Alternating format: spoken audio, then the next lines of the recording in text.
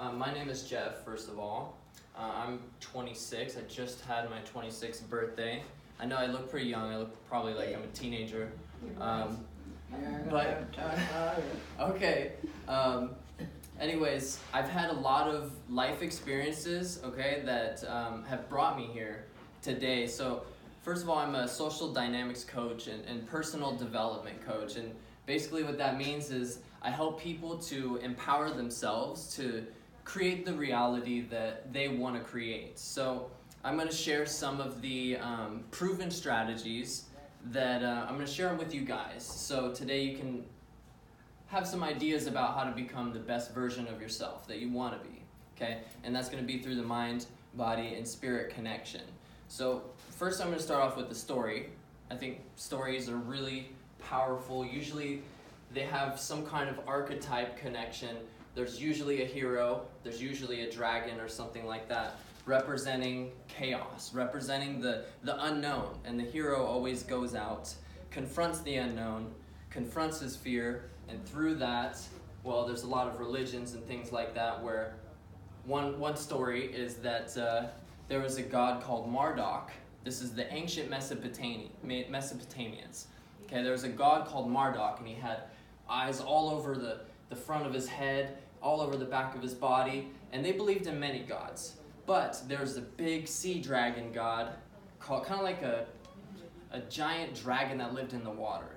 And this created giant tidal waves, and all the gods were worried that this god, the god of chaos, was going to destroy the entire earth. And the other gods didn't know what to do, so they hired Marduk, this god with eyes all over him, to go out and battle the sea dragon. And what's interesting about that is that Marduk had eyes all over his body. That means a hero has to be aware, right? If you have a problem, first you have to be able to perceive the problem that's around you before you can deal with it, right? So he said, I'll go fight this dragon if you elect me king. So they elected him king of the gods. He went out and he slayed the dragon. But what's interesting about it is that he slayed the dragon and took all of the pieces of the dragon and he created the world out of it. And that's a metaphor for going out, facing your fears, taming them, becoming king of your fears, and creating something good from the chaos, right? When we were ancient times, when we evolved from primates, it was scary. We had to go out and leave the trees. We had to go out, find food. We were being hunted by lions and all kinds of crazy predators. So here's a story about a prince, okay? So there was a young prince. He had all of the riches, all of the knowledge. He was very, very, he was sheltered by the queen and the king. Okay, he began to feel like he needed to go out as he was growing up. He wanted to go out into the world and become a man and a proper king.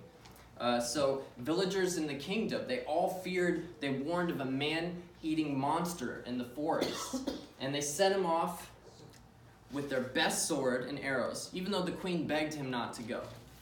Well, a couple days into his journey, he's out in the forest, and he comes across this monster, and this monster is like a big glob of like muck, okay? It's like a green glob of muck. And he sees it, and he sees it before the monster sees him. So he's got his best poison arrows, and he lines up his arrow. He's been trained in hunting, but he's never seen anything like this. So he pulls his bow and arrow back, and he's got poison tip on the arrows, and he lets it go. And the arrow hits the monster. The arrow sticks inside of the monster, but this monster is different. It's made of this weird mucky stuff. And so the arrow hits it, and he thinks, I've made my mark. And the arrow just gets sucked into the monster. No damage done, apparently. Then the monster is aware of him, and he says, I will consume you like all the others before you. And the prince says, he pulls out his sword, and he goes, this is the greatest blade of my kingdom. It will destroy you. So he runs and he jumps at the monster, and he slashes with his sword, and there's a wound. It slices the monster a wound, and it looks like it's going to work, but the wound instantly kind of just heals back up because this monster is fluid. He can't be hurt. So the prince, well, first of all, the monster says, your weapons can't destroy me. I've faced so many men before you. I've consumed them all. the prince has no more weapons left. But he still has his 2 fists, so he rushes at the monster and he goes pow, and his fist sticks inside the monster just like his arrows and his sword did, and starts pulling him into the monster, and the monster, ha ha ha, the monster laughs, and the prince is just relentless. He goes, pow, and he sticks his other fist in, and now he's got both arms stuck in the monster, but he's still got his 2 legs, so now he kicks the monster, bam, his last leg sticks into the monster, and the monster just says, "You've not been a challenge to me. I will eat you now." And the monster, well, he's about to eat the prince, and the prince just laughs, and he says, "Go right ahead. You can take my life, but there's a fire in my belly that will destroy you." And now the monster is shocked. He's never encountered somebody that says something like this, and he knows if he eats the prince, there's a chance what the prince said is true, and maybe the monster will actually be destroyed. If he doesn't eat the prince, the monster will certainly be okay. So he spits the prince out, and he says, "Tell me more of this fire in your belly." And eventually, in the story, the prince makes the monster his ally. Okay, and basically in this story, the monster represents our fears. And what you can do is, the story is saying, go out, confront your fears, like the god of the Mesopotamian did, right? Marduk, he took out the giant sea dragon. Confront your fears, and then you can turn it around and make it something that becomes your ally, something that can bring you focus, something that can motivate you. So that's the whole point of the story, is to confront your fears and use it as a tool to help you shoot towards your goals. So talking about goals now, there's something called small chunking. And what small chunking is there's a book called The Winner Effect. And basically what that book said was that as human beings, when we feel like we're winning, when we feel like we're doing a good job, we're making progress, our body will actually start to produce chemicals that make us feel good, okay? And so if we feel like we're losing, our body's gonna produce different chemicals. So what we can do with that is we can take our goals and say, oh, maybe you want to lose 60 pounds. Well, that's a pretty tough goal. Okay, that's a pretty high up there goal. And instead of saying, oh, I'm just gonna lose 60 pounds and then ending up not quite making it to that and feeling like you're losing and then probably just quitting before you get to it, that you can small chunk. And what you wanna do with small chunking, an example might be, instead of saying I wanna lose 60 pounds, is saying I'm gonna eat a salad or vegetables every night with my dinner, or I'm gonna drink a glass of water 45 minutes before breakfast every day. Which, by the way, the Japanese came up with that strategy, and they found that a glass of water before breakfast, 45 minutes before you eat anything each day, cures tons of stuff. Like, it helps with diabetes, it helps with a lot of the organs, it helps with skin elasticity, it keeps you to look younger. Like, I look like a baby because I drink water 45 minutes before breakfast every day. But you move it up to lunch eventually, because you take that small thing, that small glass of water, you can do that. That's a lot easier than the 60 pounds all at once. So you start with a small chunk goal. What you do is you take these little goals and stack them up step by step. They're all something that's going to lead you to the bigger goal. Meanwhile, you're still feeling like I'm winning each time you can do that small thing to help you. Okay, so maybe you quit drinking milk. Apparently milk is mucus forming. There's a lot of alternatives like almond milk and rice milk. It's not really so bad. I used to drink milk all the time. But the doctors say that mucus is actually, which is what milk does, it makes mucus form in your body. They say mucus is the main cause of nearly all modern illness. So say now a few months later, you're still eating healthy, drinking your morning water, you decide you're gonna do yoga. You guys were just doing that, that's awesome. But you decide you're gonna do yoga or like a brisk paced walk or some form of exercise once a day. So we all know exercise is good, but specifically, what can it do to help us? It controls weight, maintains healthy metabolism, reduces risk of heart disease, reduces risk of diabetes. So why is the small chunking of the goal so effective though? Well, the studies found, like I said, when we feel like we're succeeding, our bodies produce different hormones. And we feel like we're failing, we're gonna produce a different set of hormones that aren't gonna really help us. They're gonna drag us down, we're gonna feel lethargic. So when you feel more like you're winning, your body spikes up, and these things are called endorphins. They're feel-good chemicals like serotonin, dopamine, the same thing that when the sun hits, you release a bunch of serotonin. That's why it feels so good to step outside in the sun, okay? So inevitably, it leads to success when you're feeling, it creates an upward spiral when you have those feel-good chemicals. Maybe your energy levels go up. A lot of that kind of stuff is going to happen. So we're going to move on, though, to overthinking. Okay, so this connects, we're talking a little bit about the body. Now we're going to go to the mind. So overthinking, overthinking is huge. It's rampant in our society because we're so, especially modern society, we're so in our heads. You know, it used to be a lot different because people had to connect face to face. Well, now we have all these computer screens and all this technology that kind of takes that personal element out of it. And when you're looking down at your phone all the time or you're on the computer, you're not getting that same face-to-face interaction, and you're being put in your head. So I'm going to go into how to stop overthinking. A lot of people, I like to say, they're overthinkaholics. You know, forget alcoholism. Overthinkaholicism is probably the most popular disease, if you want to say, in our society. Overthinking really isn't the problem. Overthinking is actually a symptom from high levels of anxiety or being stuck in your head. A disalignment between your thoughts and your words creates this overthinking internal dialogue that you can have. So what creates it is our identity, okay? If you go back to old photos, you see what you were doing, especially photos of you when you were a kid. You'll tap into that mind state of when you were a kid. Just think, what were you thinking? What were you feeling? And you probably weren't overthinking a lot, especially if they're childhood photos. You were probably just smiling in the picture or playing around. Or maybe you didn't have such a good childhood, right? But when you're really young, it doesn't matter because the ego hasn't had enough time. The ego is a sense of, I am this person. You better put some respect on my name, right? Well, when you're a kid, you don't have enough time for that to develop. And so you're definitely not overthinking. People can be really defensive. Once you have your identity, if other people aren't going to treat you the way you expect to be treated, you're going to get defensive. You're going to overthink. So I'll go over some steps that helped me to stop overthinking that I learned from a couple mentors of mine. There's Stanford studies that showed that, even Harvard studies as well, that overthinking kills productivity. If you have a lot of choices, you're kind of screwed. I mean, too many choices is not a good thing. A little bit of choice is really good. When you have too much of a choice in your life, you tend to overthink a lot, okay? So let's start with this. Have you heard of like dream journals? When people, they wake up and they write their dreams down as soon as they dream. Well, there's something called a think journal as well. So basically that is just you carrying around a little notebook throughout the day. And when you have random thoughts, writing it down. So it seems like a small thing, but what you can do with that is you get it out, first of all, so you're getting your thoughts out. You're getting that out of your head. You're not being stuck in your head anymore. And then you can go back and you can read all the stuff that you were thinking throughout the day, and you can ask, like, were these thoughts serving me? Right? Are these good for me? Do these help me in any way?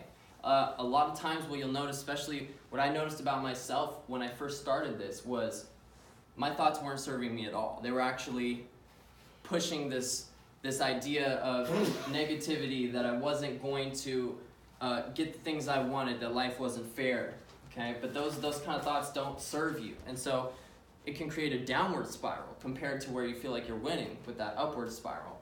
So have you ever noticed we don't tend to overthink a lot about love or about happiness? When we see our families and it makes us feel great, we're not overthinking then. Because when we are experiencing those emotions, it's never a problem.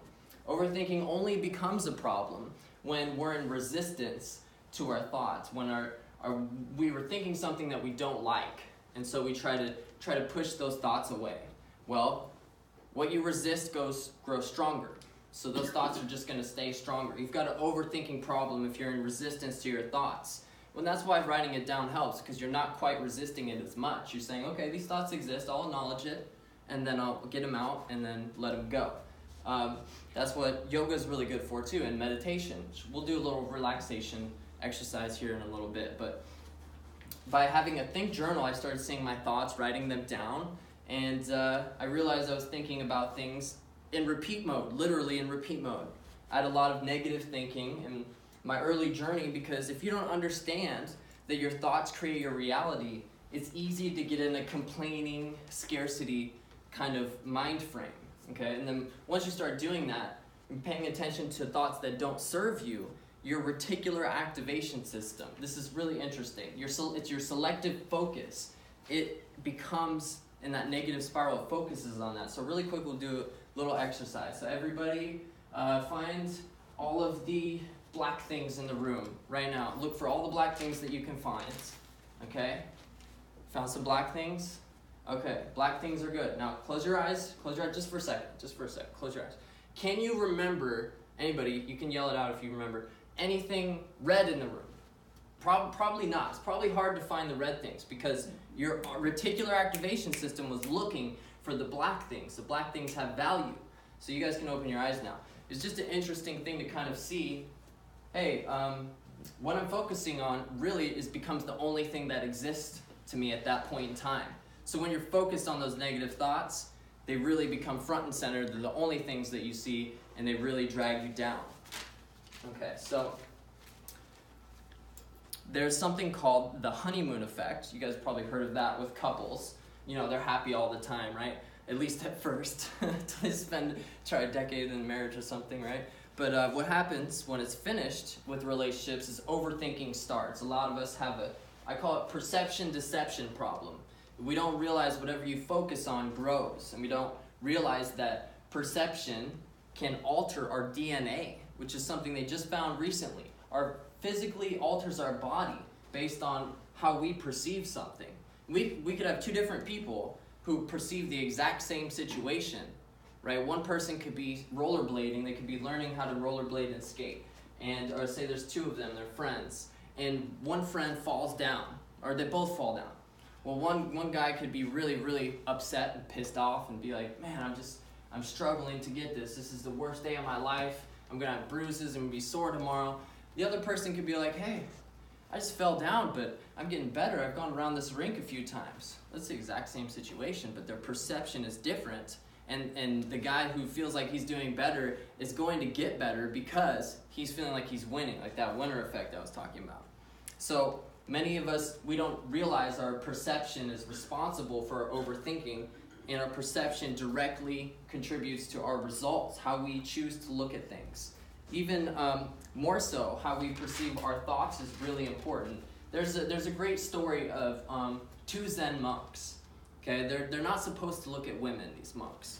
They're like the Asian monks that have a vow of chastity for life. And so they walk by this beautiful woman, and now they've walked past her. Well, the first monk has no problem, and the other monk, later on they're sitting down, and he tells his buddy, he says, I can't stop thinking about this woman. And the other monk, he says, I left her there. You're still carrying her in your mind.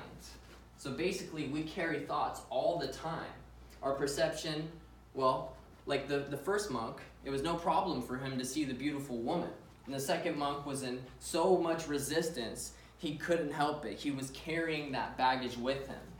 So, I like that story because it makes you wonder, what kind of things am I carrying with me every day? What kind of thoughts am I carrying with me? Do they serve me? So when the future looks uncertain, a lot of us can, turn to our overthinking. Well, guess what? You can't control the future.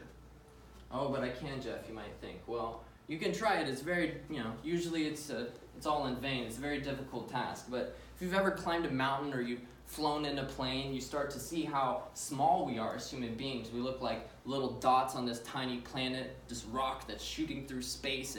It's like, well, what do we matter? But you need a perspective to stop overthinking, okay? I've got a sense of humor, so I often, overthink a lot when I'm getting, that perspective, that bird's eye view of the world, right? So a lot of us, we've got a roof over our head, okay? We've got breakfast today. You've got a lot to be thankful for no matter what's happening. The more perspective and gratitude you have, the less overthinking you will have too. So a lot of us, eating processed meats and artificial foods, drinking sodas, high caffeine, stimulants. Stimulants don't do well for overthinkaholics. Magnesium does do well for overthinkaholics. So magnesium is something that's found in a lot of the leafy greens. Basically anything green, spinach, a lot like mustard plants, tons of stuff. So what it does is it lowers anxiety, it's good for your bones, and it is good for the digestive system. Really, it's good for overthinking. So a lot of us get sucked into gossip, people whispering or talking about this and that, and that's why you're overthinking, because you're surrounding yourself with people who have a lot of anxiety about the future. You want to surround yourself with people that are smiling, people that are happy, who make you feel good, who are in the here and now right there with you, and not in the future, not in the past. And you do things that put you in a flow state. And a flow state is like Michael Jordan when he was scoring 60 points, or any athlete who's really in the zone, or whatever activities you do that make you feel like time is not happening, like you have no idea how much time just went by. Then you're in a flow state because you're in that moment, and it doesn't matter what the activity is, as long as it hits that button. It could be chess for one person, it could just be taking a walk outside for another. You know yourself best in what you love.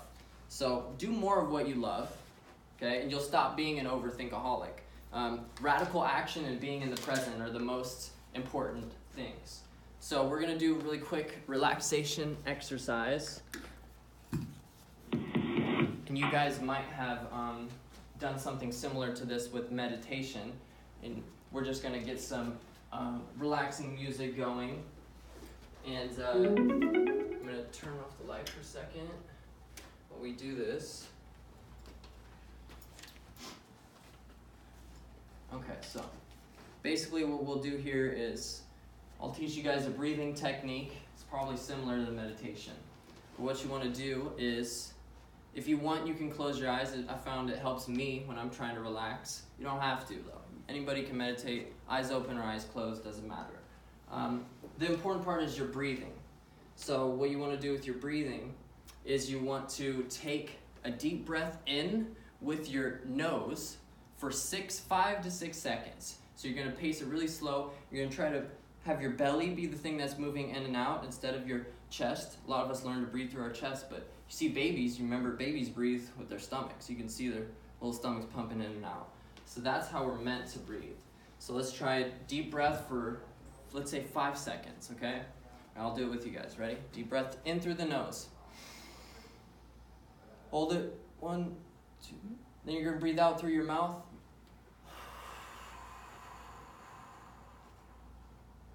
Try it again through the nose. Hold it for 5. Out through your mouth. You'll start to feel your muscles relax just through a couple of the breaths. Let's try it one more time, in through the nose.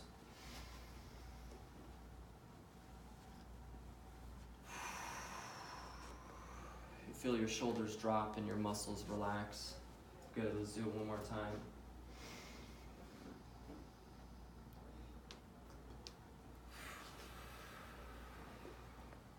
Yeah, YouTube's like not. What's happening is your amygdala it's a part in your brain that deals with fear, and it basically shuts down, and you start to become present in the moment, and you get inside your body, and you just feel this amazing sense of peace. So we'll do a few more breaths, 5 seconds each through the nose in, and then out through the mouth. Okay, a couple more.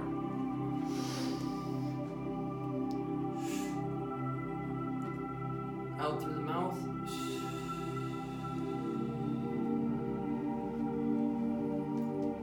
Another breath in through your nose.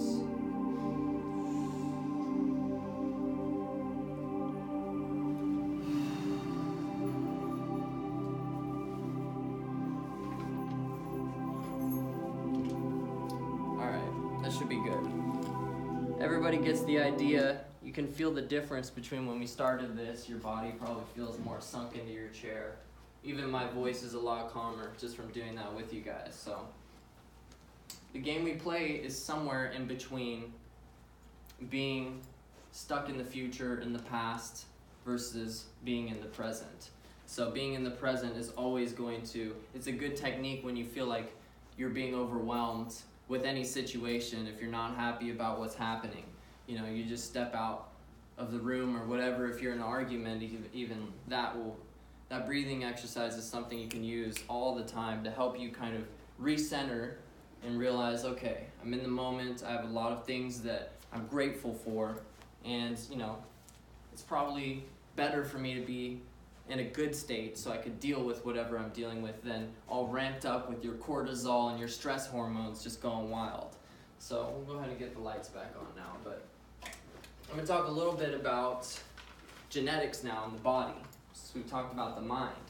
So we've been taught since we were kids that our DNA or our genes determines what we're capable of and what limits us, right? You've probably heard he's got good genetics. It's all in the genetics. Well, there's a guy named Dr. Bruce Lipton, like Lipton tea. I don't think he made the tea though.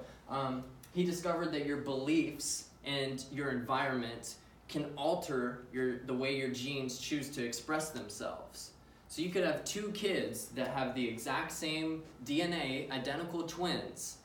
If they're growing up in different environments, they might have completely different physical traits too. One might be taller than the other. One might have different eye color or hair color.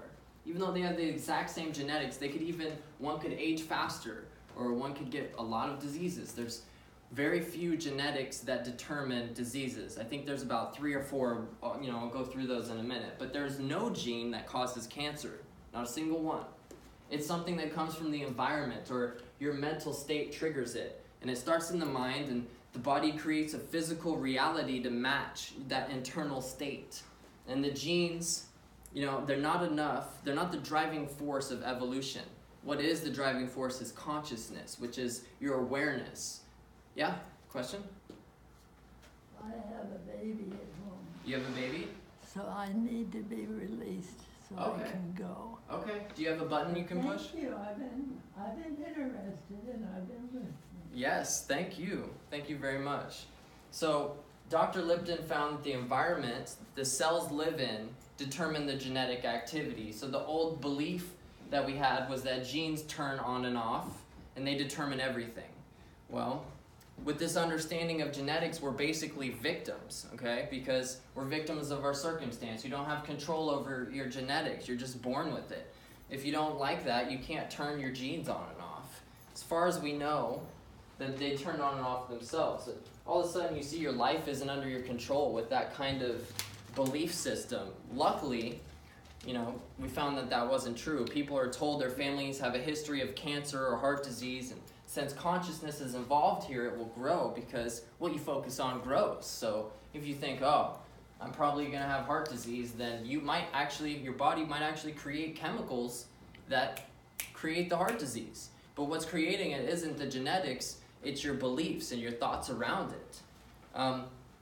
If you don't think the mind and body is powerful enough, take this example, okay? So I could hand you a pill and say, this is the best pill for what you have.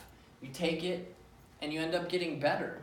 Well, you think that's how modern medicine works, right? But what if there was nothing in the pill but sugar and water? Well, that's actually something that people do when they're testing the effectiveness of drugs, is they always have a group of people that takes the actual drug, and then there's another group of people that takes sugar and water pill. They think it's the drug, but it's not. It's just sugar and water. What they found is that the effectiveness of things like antidepressants, it was equally as effective with the sugar and water pill as the actual drug. And so that just baffled scientists. But what they realized was, this person thinks they're taking a pill that's going to help them with depression. Their mind is actually, they're saying, I'm taking the pill, I'm going to be feeling less depressed, I'm going to be feeling better. And their mind will actually produce the chemicals responding to that. And their body will heal itself, and they will not feel depressed. And that's pretty powerful. That shows you the power of belief. And it wasn't the pill that helped them, it was the belief. And at least 1/3 of all medical interventions, the healing comes from this belief, and that's called the placebo effect, okay? Which is really amazing. And so that's the result of positive thinking. Well, what about negative thinking, and what effect does that have on our biology? Negative thought is called, so the positive one is called placebo. Negative is called nocebo. If you have a disease and you believe you're going to die, well, 70% of our thoughts are negative, redundant, repetitive, so we've got to watch out. Our negative thinking, it's manifesting a negative life experience. And this doctor, he put stem cells those are cells with no potential that have no specific job. these cells look to their environment. He put them with bone, muscle, and tissue cells. Basically, the stem cell did nothing when it was alone, and when it was put with the bone cell, it started to turn into bone cells. And so that's a really interesting branch of medicine because they're using stem cells now to, if somebody has a damaged kidney, well, they can take a piece of your kidney cell and a stem cell and put the stem cell with the kidney cell, and the stem cell will say, okay, I'm going to start building a kidney. And they can actually grow an entire kidney now using that one little cell from a person. And they grow a whole kidney, and then they can replace the bad one with the good one. And it's identical to their original kidney because the stem cell is like a blank piece of paper ready to copy whatever it's put with. So that's actually science fact, not science fiction. So why are you just hearing about it now from me? Well, what happens is when you've invested billions of dollars into a belief system, like the modern medical system has, you try to hold on to it as long as you can. There's tons of businesses that are making a lot of money off of pills, that people need pills. So they don't want people to know about this power of belief because it could take them out of business, really. So there's a term called epigenetics, which means epi in Latin means above. And so it's above genetics. So you could have, like I said, the two identical boys. One is going to have the same genes as the other. They should appear identical, but they don't, especially if they're in different environments. So you may both have gene X, but the way that gene X chooses to express its sequencing changes based on my attitudes and beliefs.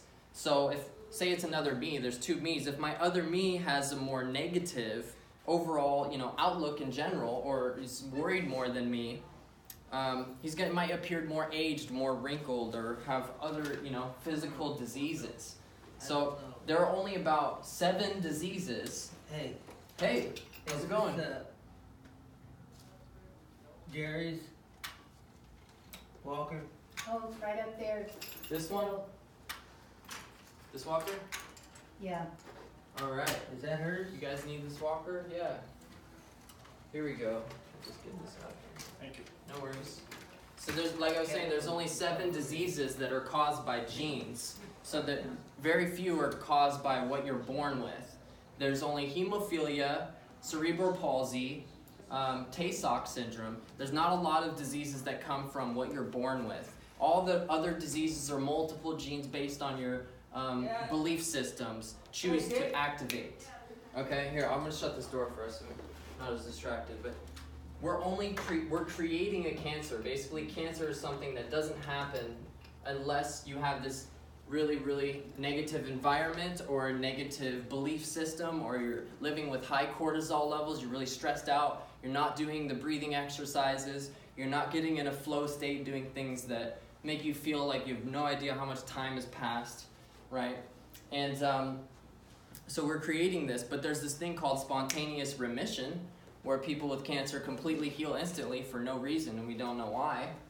Well, we think it's probably got to do with this belief in the power of the placebo effect. So a body is made of 100,000 different proteins, building blocks. It's kind of like a massive collection of Legos. So you can arrange those Legos in different ways. And what they found is that the arrangement of the Legos completely responds to how you're thinking and how you're feeling. All right, so now I'm going to talk a little more about chakras. Chakras are the energy centers in your body. I believe there's 7 of them. They all go along your spine. That's why when you're breathing, you can feel that alignment, okay? It's the human aura, basically. It's our light body, our pure energy emanating around us. Everything is made of energy that exists, including us. We're no different. It has a circuitry, so it's electric. It's a magnetic field that has a sheath around it like an ovid, like a circle. Our auric field is not atomically regulated, so we should all have a basic understanding of maintaining our auric field. It's intricately connected and equally important as our physical health, as our energy. It works similar to the Earth's magnetic field. Our aura consists of the 7 chakras, or energy centers in our body, and each center has a purpose and can be blocked by emotional muck, okay? So the earth chakra, that's located at the base of the spine. And it deals with survival, and it's blocked by fear. So what are you most afraid of? Let your fears become clear. We're going to try to open up these energy centers, and this is how. You let your fears become clear to you. You imagine your biggest fear. Okay, good. You're concerned for your survival, but you must surrender these fears. Let these fears flow down you and out like a smooth creek. You can do this while you breathe too. It's really helpful. And the next chakra is the water chakra. That's located between your groin and your belly button, and that deals with pleasure and is blocked by guilt. So you can, to unblock this one, you can look at all the guilt that burdens you in your life. And what do you blame yourself for? Accept the reality that those things happened, but don't let them cloud and poison your energy. If you're to be a good influence on the world, you need to forgive yourself, right? So the next chakra is located directly in your stomach, and it deals with, it deals with willpower, and is blocked by shame. So you take a deep breath. What are you ashamed of? Now, when you exhale, release all of your letdowns and your disappointments and accept love, all aspects of who you are, including your mistakes. That will unblock this third chakra. And the next chakra is the fourth one, is the heart chakra. It's associated with the color green. Lots of green foods help with this chakra. And it deals with love and is blocked by grief. So you lay all your grief out in front of you, all of your sadness and loss. And indeed, you've had a great loss. We all have. You realize that love is a form of energy as well. And so even if you've had lost loved ones, you realize that since love's a form of energy, it can't be destroyed. So your love for them stays alive, and it's reborn in the form of new love. And so the next chakra, it hasn't left the world because it's still inside your heart, the love. You let the pain flow away and take joy in the new love and the things that you can have new love for. And the next chakra is the sound chakra. Okay, it's located in your throat. It deals with truth and it's blocked by lies. So the lies, it's mainly blocked by lies that we tell ourselves, about ourselves, limiting beliefs, thoughts like, oh, this will never happen for me, or best times have passed, all this kind of thinking. Release your denial on the lies you tell yourself. You cannot lie about your own nature. You must accept yourself, the good, the bad, and the ugly. You love yourself as you are. You will open the chakra of truth when you can fully love yourself. The sixth chakra, sixth pool of energy, is the light chakra located in the center of your forehead. This is the third eye. You see in all the artifacts, sometimes the ancient cultures have statues and they have like an eye in the middle. And they were talking about this eye, it's the pituitary gland. It basically, the reason they call it third eye is because this thing that's in the middle of our head, it has cones and rods just like a real eye, and it responds to light just like a real eye. And when it's dark, it creates melatonin to help us sleep. This little gland creates melatonin to help us sleep, and when the sunlight hits, creates serotonin to make us feel good. So this chakra deals with insight, and it's blocked by illusion. The greatest illusion in the world is the illusion of separation. Things that you think are separate and different from you are actually one and the same. Even all the nations of people, everybody, we're all one people. We live as if divided though, even though we're all one. And if you treat others poorly, you're actually mistreating yourself because we have this connection. We're all like cells in a body. You know, this earth is like a giant body, and all the people around it, in it, are like cells going about doing their own thing. If you took a cell out of your body, that cell would only have one task. You'd say, I do this, I'm this kind of cell, it's my job. Well, he's actually for a greater purpose to keep this whole body functioning, just like our greater purpose is to be one and to be stewards of the earth and to be, care for each other and have love. So the last chakra is the thought chakra located at the top of the head. That deals with pure cosmic energy and is blocked by earthly attachment. So, you can meditate on what attachments you have in this world. And this is a really hard one, to let go of all you've grown to love. Without this chakra open, though, you can't let the cosmic energy flow through you. You have to be able to let go of all your earthly attachments and to feel all that energy coming through you. Many people are unable to release this chakra because it's so hard, This world we think is all we have. So realize that letting go doesn't mean the thing is truly disappearing. It just means you're able to connect with your higher self, okay? So, let's see how much time we got. Good, we got some time still.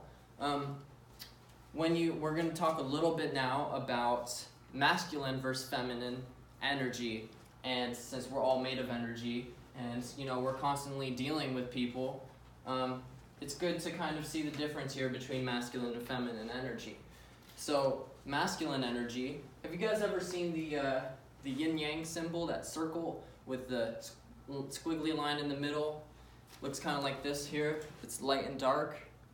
It's like an Asian symbol. I believe your yoga instructor had like a pin. Yeah, she had like a little pin on her shirt with that symbol. I'm going to actually draw it up here so I can show you guys real quick.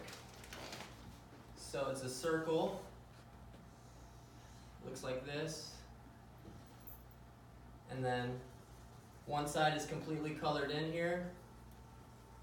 And then the other side, only the dot is colored in. And so what's cool about this symbol is that it represents perfectly masculine versus feminine energy.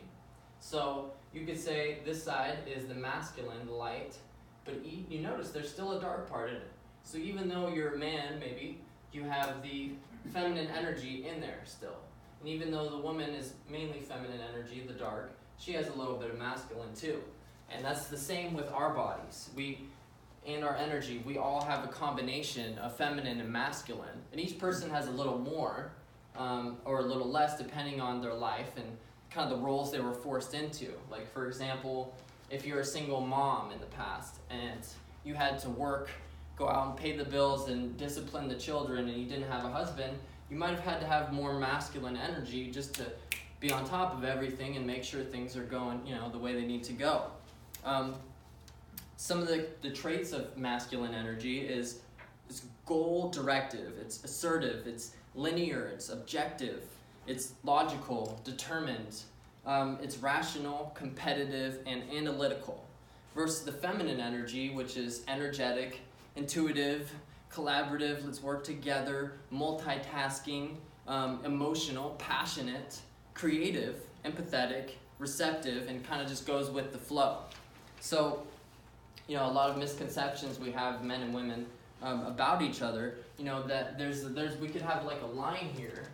We could say this is masculine to feminine. We could say masculine to feminine, okay? And this is all these little spots that you could be at.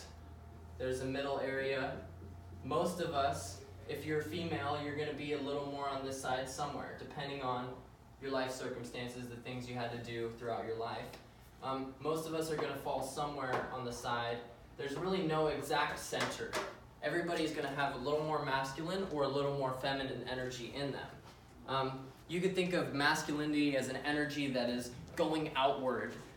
This energy is all about penetration into the world. It's about imposing yourself into the world, dominating it. This is like an attitude and an orientation towards life. It shows itself in the way the man carries himself or the way he talks. He makes jokes or interacts with people. Now the feminine is the polar opposite of the masculine. The masculine pushes out while the feminine is soaking in, soaking up life. It's kind of being at the effect of things, flowing with life and flowing with emotions, receiving and surrendering to life. So you've got these two poles, and it's rarely is a person fully masculine or feminine, like I said. It's usually somewhere near the center, but not gender neutral. You're still going to be on one side more than the other. So you could kind of peg yourself on that spectrum where you might be. Well, let's say you're, which is your dominant energy? Think about that. That's interesting. In And this can help us with our interactions with people. Whether you have a significant other or not, it's still going to help you interact with the people around you, to understand them better, to work with them better. You know, if you try to treat a woman like she's another man, that's going to lead to problems. But if you understand her energy better, you might be able to collaborate better. So we've had this movement to feminism, which is really awesome, you know, because women got their civil rights and they got to be treated equally, and that's really amazing.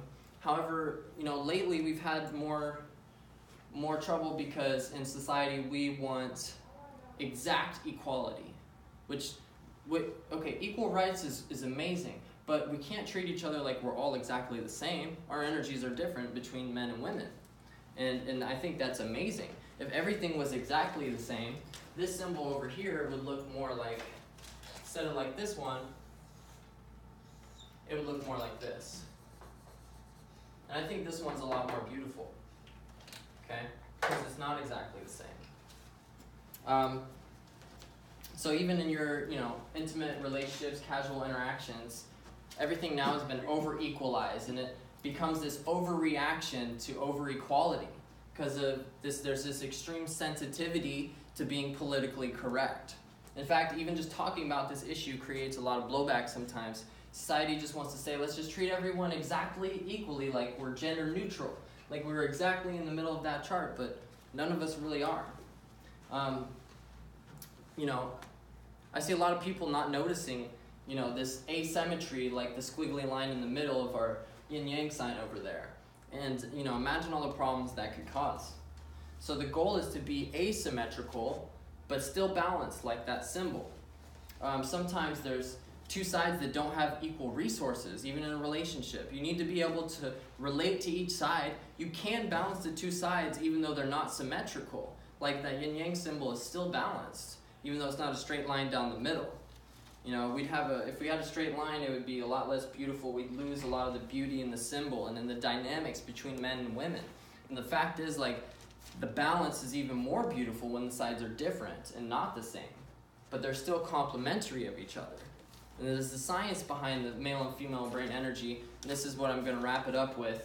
But our brains are literally wired differently. So one study discovered that when the human being is born, even before before it's born, when it's conceived, it's already, its brain is wired in a certain way. And if it was just left to its own devices with no hormones or anything like that, we'd all be born with the female mind.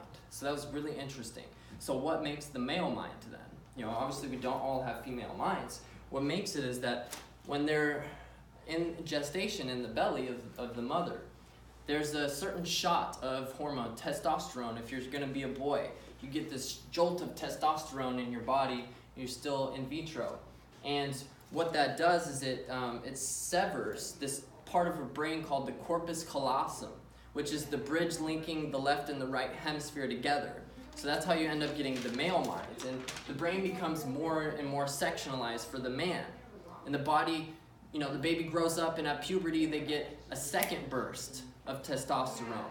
And that creates the male mind, biologically speaking.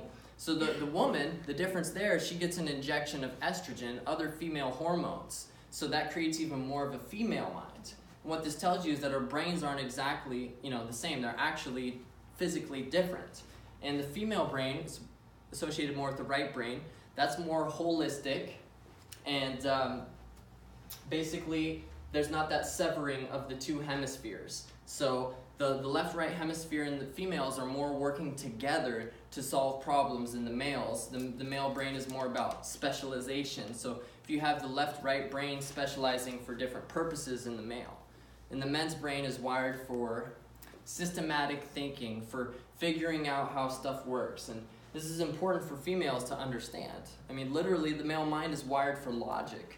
So men walk around modeling the world and how it works, and that's his thing. So women's brains are wired more for emotional thinking, for loving and empathizing, and relating to other human beings, and that's important too.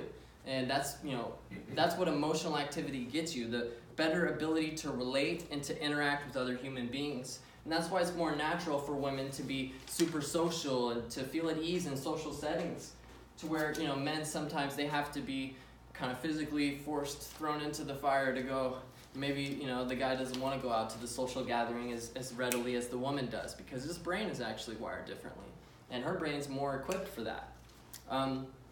You know, this difference with our brains allows women to be a bit better at language than the male mind. So the female mind, the language is sort of distributed through the brain equally on both hemispheres.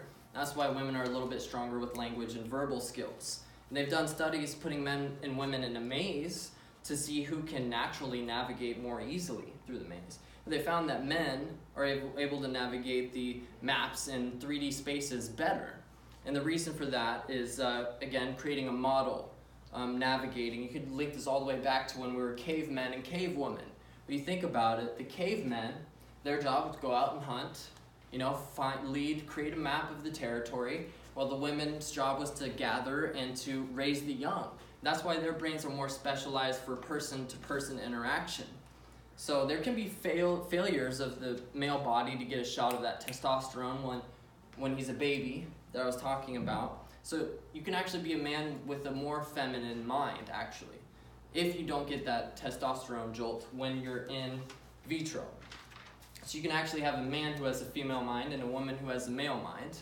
In general, though, this model fits most of us. And one study took fruit flies. It was really interesting.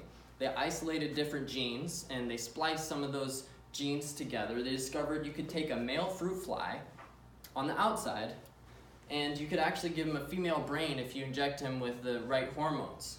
So the example of that is female flies flap their wings in a certain way, in certain patterns with how they'll move their body. They'll spin around and dance and they'll coordinate with other fruit flies. And you can see those behaviors in the male fly once they alter his chemistry with some hormones. And so this really proves that gender differences are biological and they're not just social cultural norms. It's a scientific physical difference, and we can use that knowledge to interact better with each other. So we're going to take that information, that breathing exercise. You guys use that whenever you're feeling like you're getting anxious, those cortisol levels really shooting up in you. Take that breathing exercise, get inside your body, get present. Remember that your beliefs are going to affect your body and your biology, and you can actually use the power of belief to live a more full, healthy life. Thank you. Thank you. Oh, thank you. That was very interesting.